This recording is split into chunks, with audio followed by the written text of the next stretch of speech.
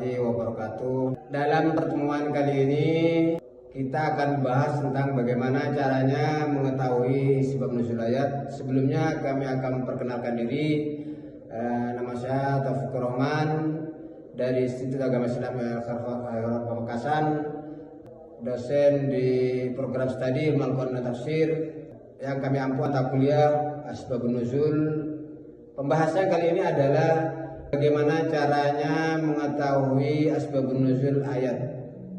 Mengetahui asbabun nuzul ayat bisa dilakukan dengan dua cara. Pertama, pendekatan riwayat melalui periwayatan dari para sahabat, para tabi'in. Kedua adalah melalui pendekatan dirayat, yaitu dengan cara analisis dari teks bahasa dan konteks dari ayat itu sendiri yang tersirat di dalamnya. Rasulullah mengatakan, ittaqul hadis illa ma'alimtum fa innahu man kadzdzaba alayhi muta'ammidan falyatabawwa maq'adahu minan nar wa man kadzdzaba al-Qur'an min ghairi ilmin falyatabawwa maq'adahu minan nar.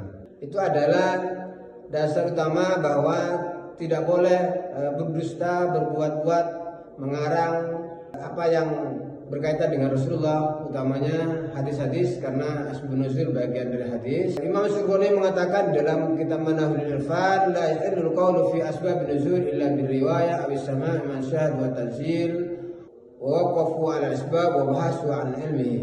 Artinya tidak boleh mengarang, menceritakan tentang asbabun nuzul kecuali melalui periwayatan atau mendengarkan langsung dari orang-orang yang menyaksikan turunnya Al-Quran itu sendiri, atau bagi orang-orang yang meneliti dan mempelajari tentang asbabun nuzul itu sendiri. Jadi kalau hanya bercerita, hanya mengarang, hanya berbuat-buat, itu sesuatu yang dilarang dalam ajaran asbabun nuzul, karena seperti saya katakan bahwa asbabun nuzul bagian dari hadis. Untuk mengetahui asbabun nuzul, seperti yang saya katakan tadi, bahwa periwayatan yang dilakukan oleh para sahabat dan oleh para tabi'in, tentu ada periwayatan yang sahih, ada periwayatan yang tidak sahih. Periwayatan yang diterima dalam asbabun nuzul ada periwayatan yang sahih, sumber-sumbernya sahih. Kitab-kitabnya, buku-bukunya dapat dipertanggungjawabkan, seperti buku-buku Al-Wahidi, seperti Lubabul Hukum Asbabun Nuzul, bukunya Suyuti, seperti tafsir Tobari, seperti tafsir Al-Qurtubi, tafsir klasik yang memuat tentang asbabun nuzul. Itu menjadi rujukan utama ketika membahas tentang asbabun nuzul.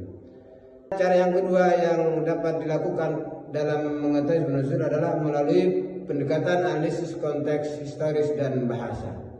Tapi cara kedua ini tetap masih kembali kepada harus mengecek ulang terhadap periwayatan yang sudah ada, yang sudah dibukukan oleh para ulama. Walaupun hasil analisis konteks historis dan bahasa sudah dilakukan, tapi harus tetap kembali kepada mengecek kepada kesahihan dan kevalidan dari periwayatan itu sendiri. Kenapa asbabun nuzul harus menggunakan periwayatan dan harus mengecek terhadap buku-buku yang sudah ada? Karena ini adalah bagian dari menjaga originalitas atau otentisitas dari Al-Quran atau hadis itu sendiri, dan menjaga terhadap kesalahpahaman dalam pemaknaan dan penafsiran dari Al-Quran itu sendiri.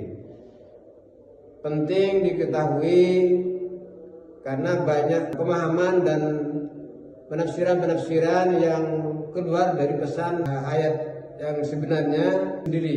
Maka asbabun nuzul adalah sebagai syarat untuk menjaga kebenaran dalam memaknai Al-Quran. Terakhir adalah mengetahui asbabun nuzul ayat itu bagian penting dalam ilmu tafsir, bahkan sebagai syarat dari mufassir harus mengetahui dan harus paham tentang asbabun nuzul. Asbabun nuzul adalah sebuah disiplin keilmuan yang menjadi syarat mutlak dalam mengkaji dan menafsirkan Al-Quran. Mungkin cukup di sini, kurang dan lebihnya. Akhirnya, assalamualaikum warahmatullahi wabarakatuh.